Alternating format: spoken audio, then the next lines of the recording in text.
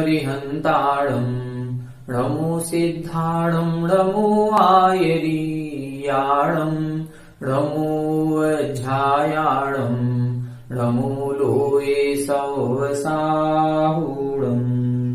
यस्य स्वयं स्वभावाप्ति प्रभावे कृष्णकर्मणः तस्मै संज्ञानरूपाय नमोस्तु परमात्मने।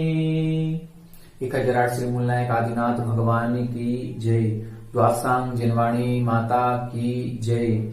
आचार्य श्रेष्ठ आचार्य गुरुवर श्री 108 पूज्यपाद महाराज की जय। आचार्य श्रेष्ठ आचार्य गुरुवर श्री 108 विद्यासागर जी महाराज की जय। जगत पूज्य निर्यापक श्रमण मुनि पुंगव श्री 108 सुधा सागर जी महाराज की जय। समस्त मुनि संघ की जय। हम सभी इष्टोपदेश ग्रंथ जी का स्वाध्याय कर रहे हैं।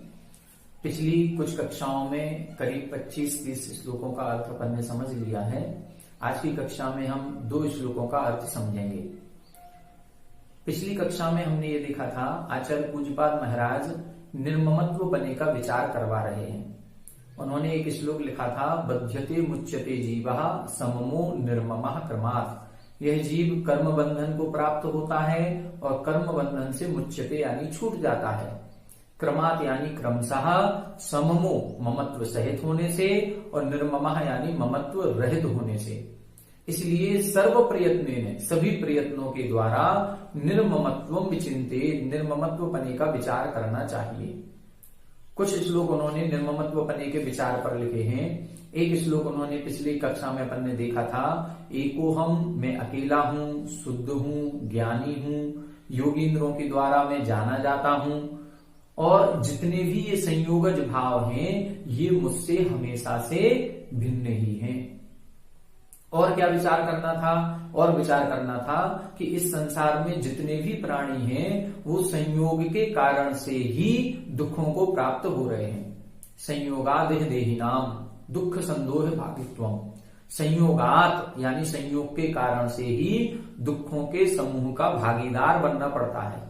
इसलिए मैं इन सभी संयोगों को मन वचन काय पूर्वक त्यजामी, छोड़ता हूं। अब और क्या निर्ममत्व बने में विचार करना चाहिए, अगले श्लोक में बता रहे हैं। पहले श्लोक का उच्चारण करें। न मे मृत्यु कुतो भीतिर्, न मे मृत्यु कुतो भीतिर्, न मे व्याधि कुतो व्यथा, न मे व्याधि कुतो व्यथा, नाहं बालो न वृद्धोऽहम्, नाहं बालो न वृद्धोऽहम्, नायुवैतानि पुद्गले, नायुवैतानि पुद्गले, न मे मृत्युः कुतो भीतिर्, न मे मृत्युः कुतो भीतिर्, न मे व्याधि कुतो व्यथा, न मे व्याधि कुतो व्यथा, नाहं बालो न वृद्धोऽहम्, नाहं बालो न वृद्धोऽहम्, नायुवैतानि पुद्गले, नायुवैतानि पुद्गले। एक बार आप लोग भी उच्चारण करें। न मे मृत्युः कुतो भीतिर्, न मे व्याधि कुतो व्यथा, नाहं बालो न वृद्धोऽहम्, नायुवैतानि पुद्गले। यहां बता रहे हैं, न मे मृत्यु कुतो भीति। न मे मृत्यु, में यानी मेरी, ना यानी नहीं होती है, मृत्यु यानी मृत्यु। मेरी आत्मा का मरण नहीं होता है। मैं कौन हूं? मैं ये शरीर हूं कि आत्मा? मैं आत्मा हूं, ये शरीर अलग है। तो मेरी मृत्यु नहीं होती है। कुतो भीति, फिर डर किस बात का? हम सबसे ज्यादा अपनी मौत से डरते हैं, सबसे ज्यादा हम मरण से डरते हैं। यदि कोई बता दे कि तुम्हारा इस समय मरण होगा तो हम लोग घबरा जाएंगे। सारे जीव जितने भी हैं, चाहे त्रियंच गति के हों, चाहे देव गति के हों, चाहे मनुष्य गति के हों, सभी जीव मृत्यु से डरते हैं, कोई मरना नहीं चाहता। देवगति के जीवों के बारे में कहा गया कि 6 महीने पूर्व उनकी जो एक माला गले में पड़ी होती है उसकी कांति कम होने लगती है, तो उनको भय लगने लगता है कि ये विषय होगा मुझसे छूट जाएंगे, अब मैं कहां जाऊंगा, कौन सी पर्याय को प्राप्त करूंगा। अब उनको विलाप होता है, दुख करने लगते हैं, डरने लगते हैं। तो यहां बता रहे हैं न मे मृत्यु कुतो भीति, न मे मृत्यु अर्थात मेरी आत्मा की कभी मृत्यु नहीं होती, उसका मरण नहीं होता, तो कुतो भीति, फिर उससे डर किस बात का, फिर किस बात से डरना है। फिर लिखा आगे न मे व्याधि कुतो व्यथा, न मे व्याधि अर्थात मुझे कोई रोग भी नहीं होता। रोग किसको होता है? रोग होता है शरीर को, आत्मा को कोई रोग नहीं होता। जितनी बीमारियां होती हैं ये शरीर में होती हैं, आत्मा में कोई बीमारी नहीं होती। आत्मा तो अजर अमर है, ना तो उसमें बुढ़ापा आता है और ना ही उसकी मृत्यु होती है। कुतो व्यथा, फिर दुख किस बात का, फिर किस बात की व्यथा है, किस बात की पीड़ा है। सबसे ज्यादा डर मृत्यु से लगता है, सबसे ज्यादा पीड़ा बीमारी में होती है। तो इन्होंने दोनों चीजें लिख दी कि जब हमारा मरण ही नहीं होना है तो फिर डरें किस बात से। जब मेरे में आत्मा में कोई रोग हो नहीं सकता है तो व्यथा यानी पीड़ा किस बात की। फिर क्या लिखा, ना अहम बाला, ना मैं बालक हूं, ना अहम वृद्धा, ना मैं वृद्ध हूं, ना युवा, ना मैं युवा हूं। एतानी पुद्गले, ये सारी स्थितियां तो पुद्गल में होती हैं। ये जो हमारा शरीर है ये शरीर की ही ये 3 अवस्थाएं हैं कि पहले बालपन में होता है, फिर ये युवा हो जाता है और फिर ये वृद्धावस्था को प्राप्त होता है। जब हमारा शरीर छोटा होता है, जब हमारी इंद्रियां बहुत तेज होती हैं, इनमें क्षयोपशम ज्यादा होता है, तब हम बाल कहलाते हैं, बालक होते हैं। बालक में मेमोरी पावर बहुत तेज होता है। युवा में शरीर की शक्ति और बढ़ जाती है, चरम सीमा पर होती है। 5 इंद्रियों की शक्ति चरम सीमा पर होती है, उत्कृष्ट शक्ति होती है।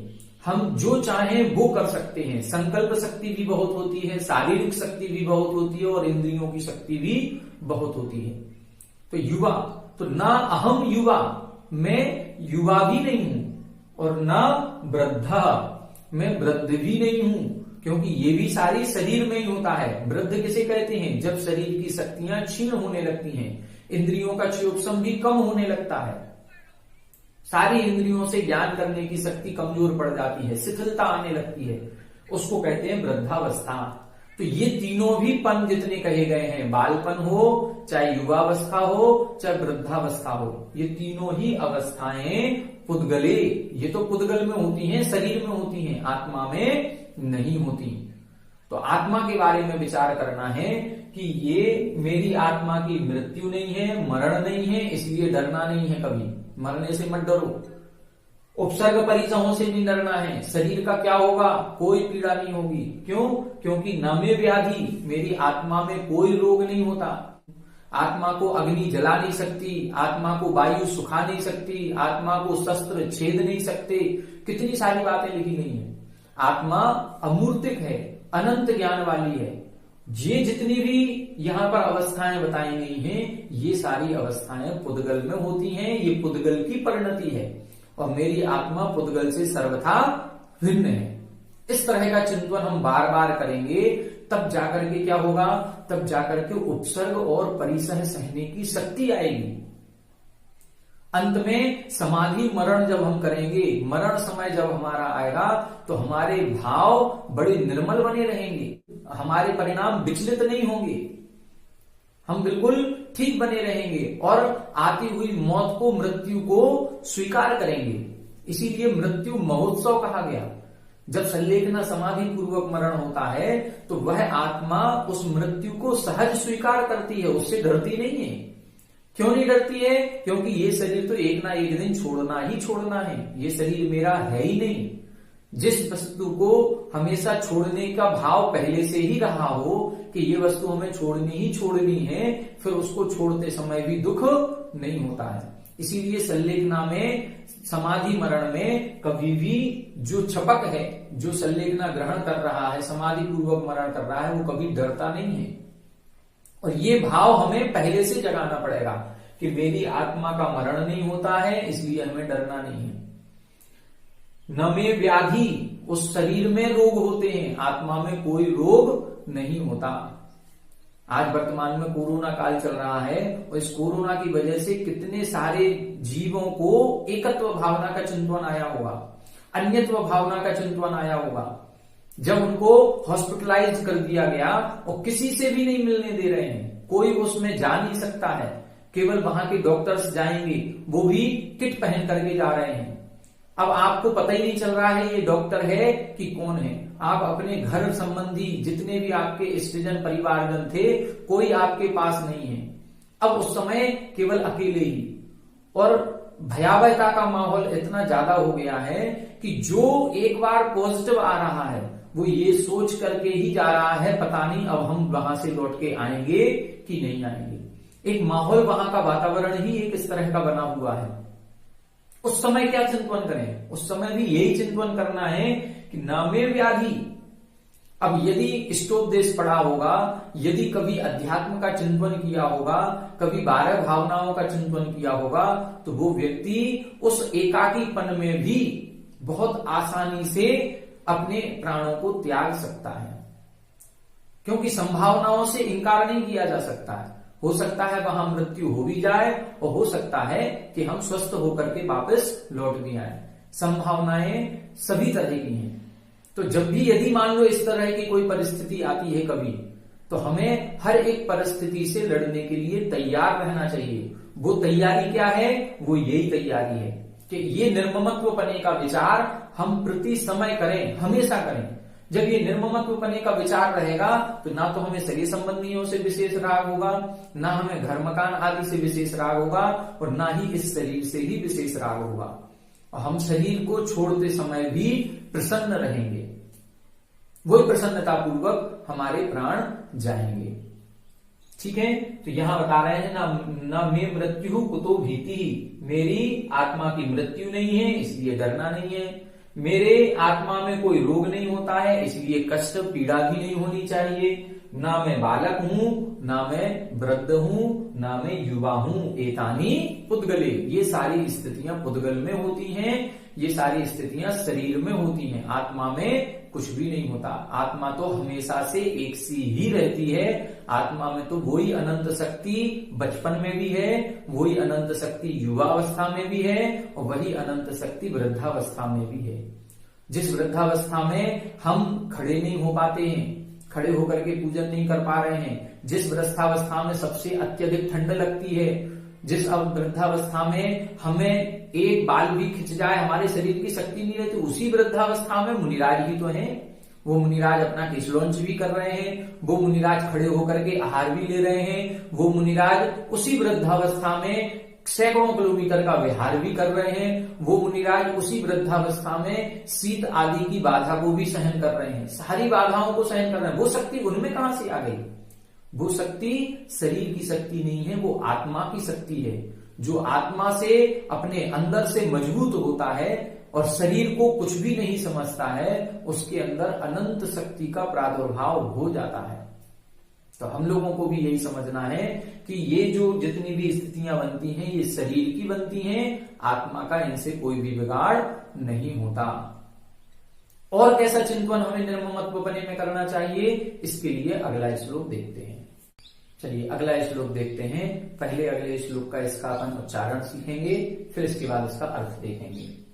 भुक्तोज्झिता मुहुर्मोहान्, भुक्तोज्झिता मुहुर्मोहान्, मया सर्वेऽपि पुद्गलाः, मया सर्वेऽपि पुद्गलाः, उच्छिष्टेष्विवतेष्वद्य, उच्छिष्टेष्विवतेष्वद्य, मम विज्ञस्य का स्पृहा, मम विज्ञस्य का स्पृहा, भुक्तोज्झिता मुहुर्मोहान् भुक्तोज्झिता मुहुर्मोहान् मया सर्वेऽपि पुद्गलः मया सर्वेऽपि पुद्गलः उच्छिष्टेष्विभूतेष्वद्य उच्छिष्टेष्विभूतेष्वद्य मम विज्ञस्य का स्पृहा मम विज्ञस्य का स्पृहा।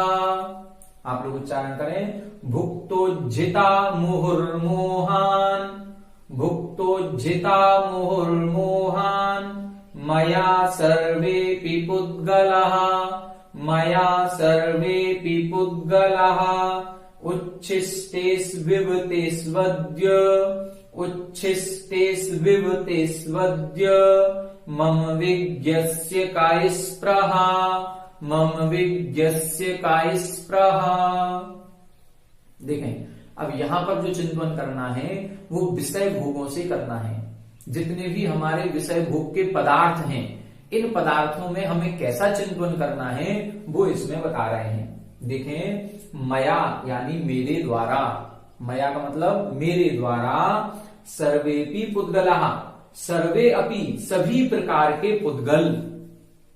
सभी प्रकार के पुद्गल का मतलब चाहे हम कपड़े पहन रहे हो, चाहे हम भोजन कर रहे हो, चाहे हमारे जितने भी विषय भोग पदार्थ हैं, हमारे बेड से लेकर के चेयर ले लें, हमारी जितने भी पेन पेंसिल किताब घर मकान धन संपत्ति जो कुछ भी हमारे पास है, वो सारे के सारे पदार्थ जिन पौद्गलिक परमाणुओं से मिलकर के बने हैं। हमारा ये मान लो कपड़ा बना हुआ है, तो ये कपड़ा जिन पुद्गल के परमाणुओं से बना हुआ है, ऐसे सभी प्रकार के पौद्गलिक परमाणुओं को मया यानी मेरे द्वारा सर्वेपि पुद्गलः सभी प्रकार के पौद्गलिक परमाणुओं को मुहु यानी बार बार, एक बार नहीं बार बार, मोहान, मोहान का हो जाएगा मोहात, मोह के कारण से, राग भाव के कारण से, मिथ्यात्व के कारण से। हम इस संसार में किस कारण से घूम रहे हैं? सबसे पहले लिखा था अज्ञानात्, राग द्वेष द्वयी दीर्घ नेत्राकर्षण कर्मणा अज्ञानात् सुचिरम जीवा। राग द्वेष के कारण से, अज्ञान के कारण से, तो ये मोहात यानी मोह के कारण से। मोह महामद पियो अनादि, भूल आपको भ्रमतवादी। तो इस मोह के कारण से हम अपने स्वरूप को भूले हुए हैं और इस संसार में अनादिकाल से भ्रमण कर रहे हैं। तो इस मोह के कारण से हम अनादिकाल से इस संसार में हैं और इस संसार में रहते हुए इन सभी प्रकार के पौद्गलिक परमाणुओं को मुहु यानी एक बार नहीं बार बार भुक्त उज्झिता, भुक्त यानी भोग करके, उज्झिता यानी छोड़ दिए गए। हमने ये पदार्थ पहली बार नहीं भोगे हैं, इन पदार्थों को हमने एक बार नहीं अनेकों बार भोग लिया। ये कपड़े हमने पहली बार नहीं पहने हैं, इन कपड़ों को हम कई बार पहन चुके। जो भोजन हम कर रहे हैं, ये जिन परमाणुओं से ये रोटी आज बनी है, रोटी का ग्रास बना है, ये ग्रास को हमने एक बार नहीं अनेकों बार इन्हीं परमाणुओं से बना करके खा लिया, कई बार। ये शरीर हमको पहली बार प्राप्त नहीं हुआ है, ये कई बार शरीर हमको प्राप्त हो चुका है। हम कई बार मनुष्य बन चुके हैं, हम कई बार देव बन चुके हैं, हम कई बार नरकों में जा चुके हैं, कोई गिनती नहीं। इसमें पूरे पंच परावर्तन का चिंतन करना है। द्रव्य क्षेत्र काल भव और भाव परावर्तन, ये जो 5 परावर्तन होते हैं, इन 5 परावर्तनों का चिंतन करना है। एक भी परमाणु ऐसा नहीं है जिस परमाणुओं को मैंने ग्रहण करके अनेकों बार न छोड़ दिया हो। ये द्रव्य परावर्तन। क्षेत्र परावर्तन, एक भी तीनों लोकों में से एक भी स्थान ऐसा नहीं जिस स्थान पर मैंने जन्म ना लिया हो।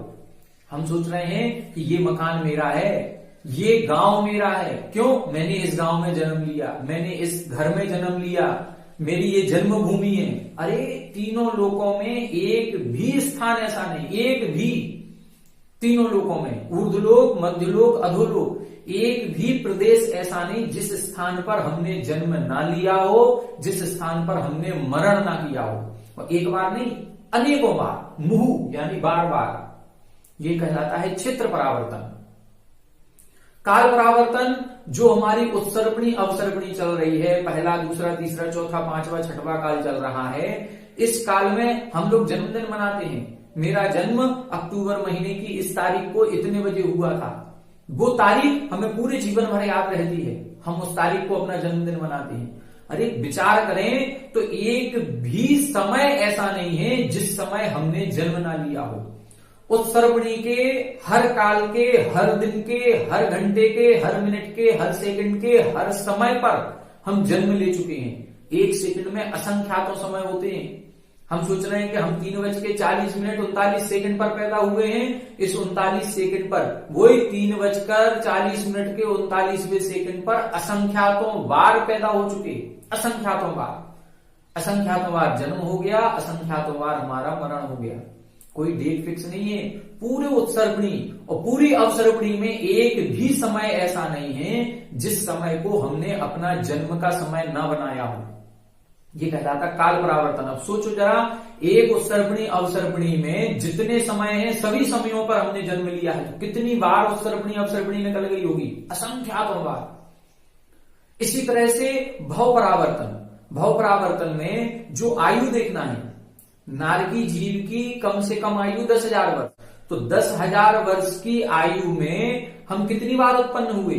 10,000 वर्ष में जितने समय होते हैं उतनी बार तो हमने 10,000 वर्ष की आयु प्राप्त की है।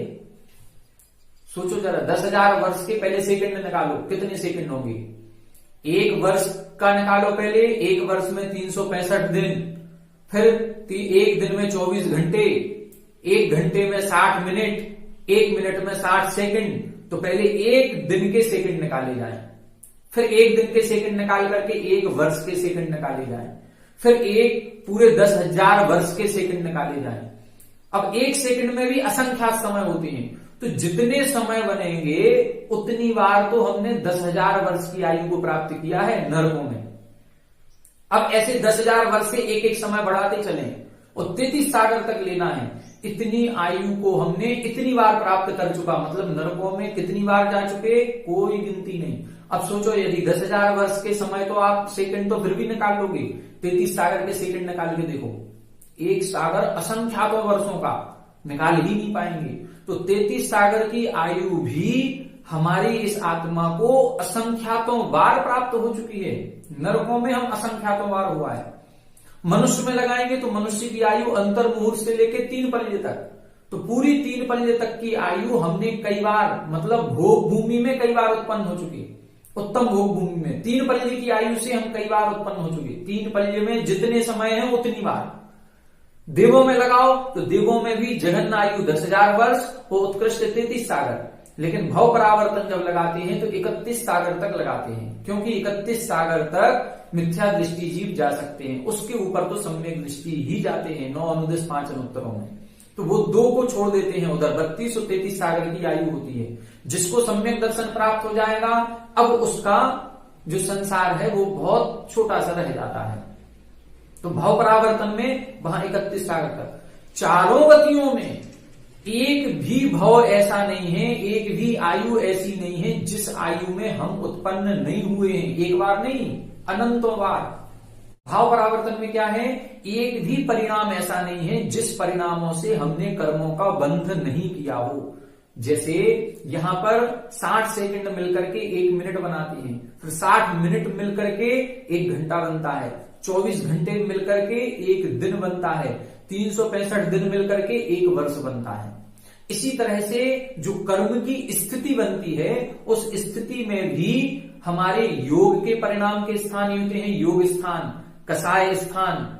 तो ये कसाय योग स्थान मिलकर के एक कसाय स्थान बनेगा, कसाय स्थान मिलकर के अनुभाग स्थान बनेंगे, अनुभाग स्थान मिलकर के फिर स्थिति स्थान बनते हैं, तब जाकर के एक समय की स्थिति बनती है। तो ऐसे असंख्यातों परिणामों के द्वारा किसी भी एक समय की स्थिति को बांधा जा सकता है। जैसे 10,000 वर्ष की आयु मनुष्य में भी हो सकती है, त्रियंच में भी हो सकती है, देवों में भी हो सकती है और नरक में भी हो सकती है। तो 10,000 वर्ष की आयु जो बंधेगी, आयु कर्म 10,000 वर्ष का बंधेगा, इसको बांधने के परिणाम कितने? असंख्यातों परिणाम है। तो हमने जो 10,000 वर्ष की आयु बांधी है, वो असंख्यात परिणाम, जितने परिणामों से वो आयु बंध सकती है उतने सारे परिणाम हमने किए हैं। एक भी परिणाम ऐसा नहीं है जिस परिणाम को हमने नहीं किया हो। सभी प्रकार के कर्मों की स्थिति को बांधा है, इसको बोलते हैं भाव परावर्तन। तो ऐसे पांचों परावर्तनों को मैंने एक बार नहीं, मुहु यानी बार बार किया है। और पांचों परावर्तनों को करके एक भी पुद्गल ऐसा नहीं है, सर्वे भी पुद्गला, सभी प्रकार के पुद्गल परमाणुओं को मैंने एक बार नहीं अनेकों बार भुक्त उज्जता, भोग करके छोड़ दिया, सब भोग करके छोड़ दिए। अब आप ये बताएं, जिस पदार्थ को हम भोग करके छोड़ देते हैं वो कैसा हो जाता है? झूठन के समान। जैसे मान लो ये कपड़े हमने 5 साल पहन लिए, 5 साल पहनने के बाद ये कपड़े फटते नहीं है, आजकल के इतने मजबूत कपड़े आते हैं, लेकिन हम लोग पहनते पहनते बोर हो जाते हैं। तो हम क्या करते हैं? हम ये करते हैं कि हमने इन कपड़ों को खूब पहन लिया, अब हमें नहीं पहनना है, हम इनसे बोर हो गए, हमारे पास और नए कपड़े बहुत सारे आ गए, तो हम पुराने कपड़ों को किसी को दे देते हैं।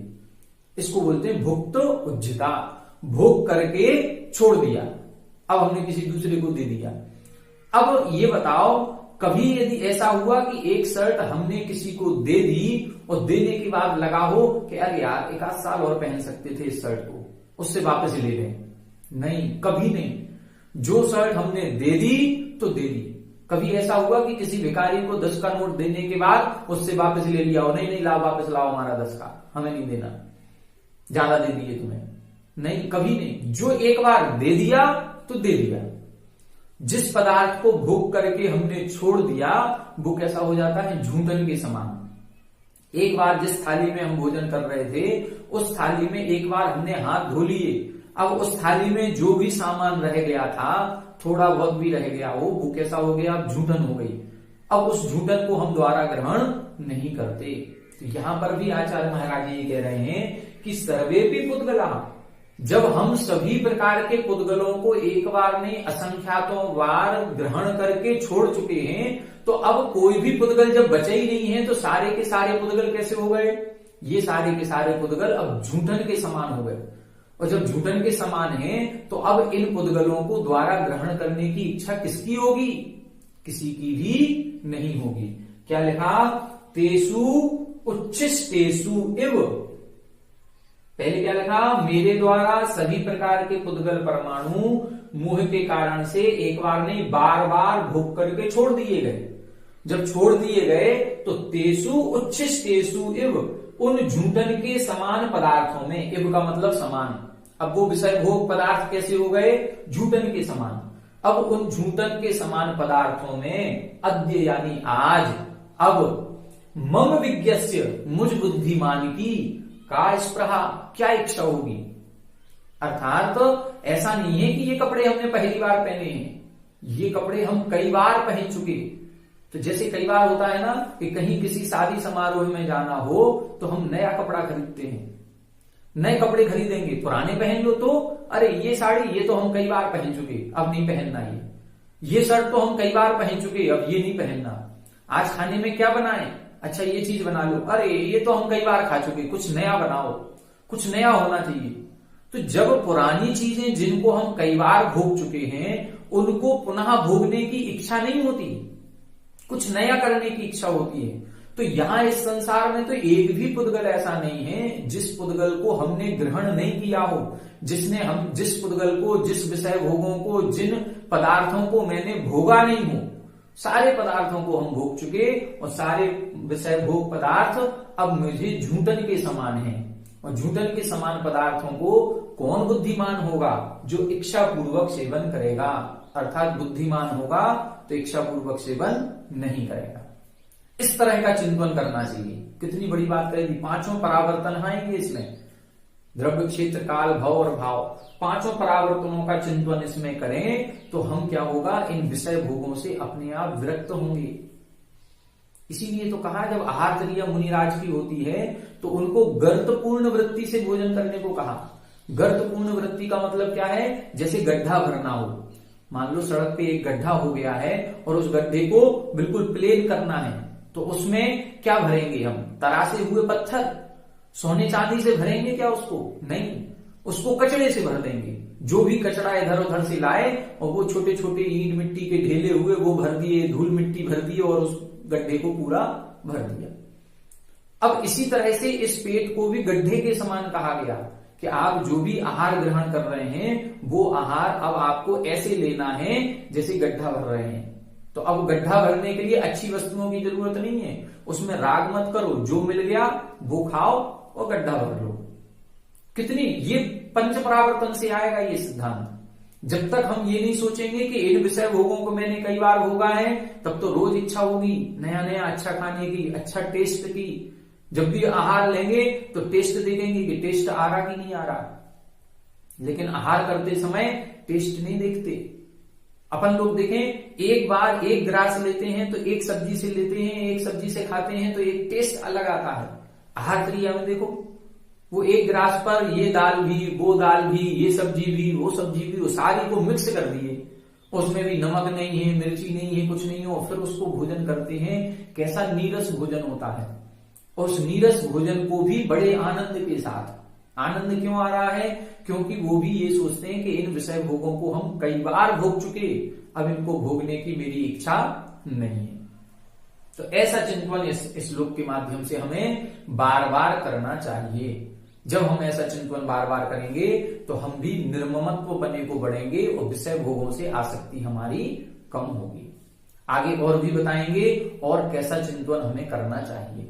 आप लोग हमारे साथ बने रहें। आज की कक्षा में इतना ही, शेष अगली कक्षा में देखेंगे। सभी को जय जय।